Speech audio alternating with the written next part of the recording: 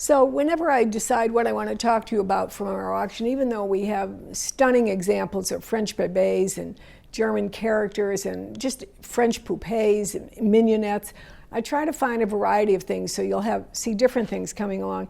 And in reviewing this auction, I realized that I had a number of closed-mouth early German dolls from the 1880 period.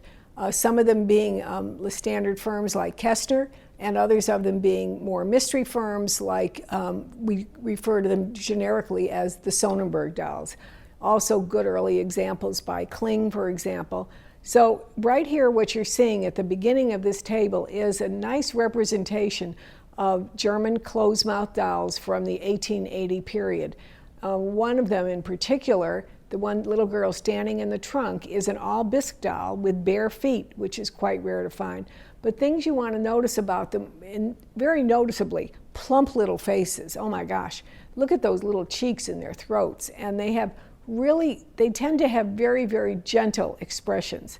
Now, I'm going to show you in a minute. We're going to move to something because we always talk about, there was a woman in New York State who used to write articles about this and called them this name, and I always thought it was just perfect. She called them the Great Pretenders, because in many cases what they were trying to do is they were emulating the French dolls of the period, the French bébés that came out beginning about 1878. And the German dolls had been coming along, and all of a sudden they're starting to make child dolls themselves, and they see those French dolls. Wow, people really like them. So let's try to make dolls that look like the French dolls. Now in some cases they don't. They look like a pretty closed-mouth child doll. But in other cases, there are the dolls that are the Great Pretenders, and I'm lucky enough to have 3 examples to show you here today. And I'm going to move in here now and show you, for example. On this bottom shelf, we have a very, very beautiful Bébé model. This is by Bru with her articulated wooden body, the Bébé model. And next to her is a Sonnenberg doll, a mystery Sonnenberg doll. But look at their faces. They are exactly the same model, exactly. So she definitely would be a German doll, a Great Pretender, looking to be an early Bébé Bru. Very, very distinctive. This is an important history lesson in the whole background of dolls, of the Germans trying to capitalize on the very, very French success of their luxury dolls, and as history proved, doing so by the end of the century, because eventually, essentially wiping out the French firms and becoming the international success story in dolls. Up on the top shelf, we have French Bébé by A.T., André Tullier, and a Kestner child doll, known by collectors as the A.T. Kestner. And you can certainly see why. It is, I'm not saying that Kestner actually took their mold and copied it, but they certainly did everything they could to make a doll that would look like the French Bébé by André Tullier. So French André Tullier, A.T., Kestner, closed-mouth doll known as the A.T. Kestner, and a real collector favorite, and understandably so. It's a beautiful doll. What I like to say is it's part of doll history. It's really important, and frankly, if you're in the budget range that you can't afford an A.T., I think you can get a whole lot of happiness out of an A.T. Kestner as well, because they're stunning dolls. And then we have down below another example, and I'm going to hold her up to put her face kind of right next to the other one so you can see. And this is the model by Bru, known as the Circle Dot Bru. And look at the little Kestner doll next to her. It's almost exactly the same. And one of the things you notice, painted teeth, right down to the last detail that was done. And it's a really, it's an intriguing study, and it can make for a fabulous collection. I mean, you could focus on this for 20 years. You could start trying to find all of the German dolls or Sonnenberg dolls that were designed to be copies of the French Bébé, and you could write a book about it, because do you know how many of these German firms actually had offices in France, in Paris, and they were right there every time the new dolls came on the market each year. They were there to see what they were, get one, send it back to Germany and say, let's go.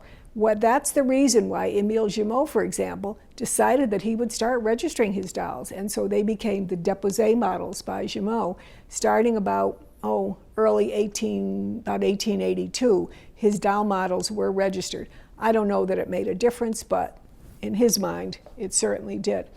And so then, that's the end of that. I wanted to show you one other category that I realized that we had several of. So I thought, well, let me just put them all up together so you can kind of see them. And these are dolls from the firm of Jules Steiner. And I think sometimes we don't realize how many years Jules Steiner was making dolls and what a variety of dolls he had. Starting over in the far corner, kind of tucked behind the scene, I'm going to pull her out here for a minute so you can see her, is one of his early pieces, because he made a lot of mechanical type of items originally before he really got into the creation and production and selling of more classic bisque dolls. And this was his gliding woman. Hidden under her skirt, her cone-shaped skirt, is a papier-mâché mechanism which, when wound, causes her to glide around the floor and appear as though she's dancing and waltzing. So a very, very desirable doll with beautiful bisque arms. Well, then we come to the bébés, when he started with the bébés. Okay, so we have some various models of the bébés that he made. And the rarest of them is the largest, and that is his Series F.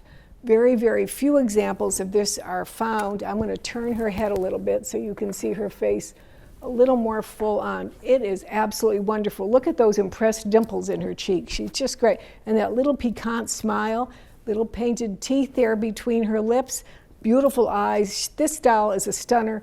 So her beauty and her quality is rivaled by her rarity, and those are the bonuses you always want to look for in a doll. Then we have her lovely friend, which is standing right next to her here in the burgundy dress. And this doll is the Series A by Jules Steiner. And again, it seems like she has a little piquant smile as well. Very, very plump face. The faces of the Steiners, to me, particularly their early models, are much rounder than you tend to find on the other French bébés. And I think he has a lot of connection with his German heritage as well. And I think he brought that to bear in the design of his dolls. That's a very beautiful model and a little rarer to find. And then up on top in the white dress is a figure C. And again, a slight little smile, a very plump face, a very desirable bébé to find. Of the most common of all of the models produced by Steiner was his figure A doll. And so common was it that he used it in so many different things. So I have 4 dolls to show you there that are all figure A, starting with the larger doll on top, which is a really beautiful doll. It's funny, everyone who's walked in the room has said, wow, is she a beauty? For some reason, that one really kind of sticks out to people. And she's very, very lovely with her antique wig and her soft expression. Next to her is another figure A, and well, this one strikes me because I love all original dolls, and this one is wearing her completely original costume, possibly for Au Nom Bleu, although there's no label on her indicating that. But Au Nom Bleu purchased a lot of Jules Steiner dolls and offered them in their luxury Paris boutique, and this is one of the type of costumes that they tended to offer. She even has original shoes, socks, and undergarments as well. And then standing in the front, 2 little sweethearts of the little tiny figure A Steiners. Down at the bottom is the little clown, which is very cute with his white complexion and his painted clown decorations on his face. And then we have a little boy standing up in the box in his original Brittany costume from Brittany. Look at the infinite details on that, such a tiny little doll. The embroidery, the little tiny pearl buttons, everything's done to scale as well. You don't have bigger pearl buttons than you need, but just the right scale. So everything about that is absolutely perfect. And this is just an example of one category of French dolls that we have in the auction. There are Brus, there are Jumeaus, well, you name it, they're there. And there's some absolutely stunning ones. So here we have a wonderful opportunity for a collector to acquire one of the very few examples ever made of this wonderful castle. This was made by Rudolph Scalesi in the early 1950s, and it was made presumably on a special commission. There are about 4 or 5 of these castles that are known to exist. Each one is different. Each one is unique. Rudolph Scalesi worked in the Bavaria region, and he marketed his houses and his more commercially lucrative furniture, which these houses are furnished with a label underneath them called Spielwaren. But the houses were special. They were castles. They all represented supposedly some particular castle. This one, legend has it, was made for the Shah of Iran. I've tried to figure out, we don't have any other documentation on this, so you cannot purchase it with that idea in mind. I've tried to do any research to see what I could find. I think it would not have been the last Shah of Iran. I think it would have been his father that it would have been commissioned for time-wise. But it's irrelevant, because what you have to look at are the pieces. You have the grand central hall with a double staircase going up. You have the balconies. You have the colonnade along the back with the columns and the lights behind it. And you have all of the chandeliers. Every room has at least 1 chandelier, and the main hallway has like 3 chandeliers. They have the main hallway has the oil paintings, faux oil paintings on the wall, and then it is furnished by the various couples in these wonderful early dolls by the doll artist who appeared to have made them especially for Rudolph Scalesi, but also to have marketed them herself, Erna Meyer, and they're very wonderful. So what you are seeing here is the castle, which is being sold along with the white coach and horses, and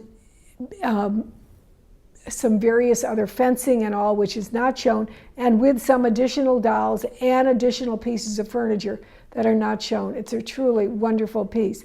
It is wired for electricity. It does need some work. As you can see, 2 of the rooms, the lights are working fine, and others are going to need some minor work for you to get the lighting all working, so everything is wonderful. It's an extraordinary piece, and truly could be said to be one of a kind, because even though we know that there were like 4 or 5 made, I've seen photographs of other. In fact, we have sold one other, and each is different. Each in its own right is different. Also in the collection of wonderful miniature items produced by Rudolph Scalesi is the musical mechanical carousel, which appears to gather speed as it goes around. The wonderful Erna Meyer dolls are seated in the little seats. You have the very classical cherub sitting at the top, each holding its violin. It's a wonderful, wonderful operation. It has the actual ticket booth that goes with it, and 3 sets of stairs that are detachable. It's a wonderful piece. And sitting above that is a theater, very similar to the French theaters that were so popular, the toy theaters made at the time, but this is Rudolph Scalesi's interpretation of that. It has 3 setbacks with sceneries and the back wall, and has a curtain, and has the wonderful performers in there of the Erna Meyer dolls as well.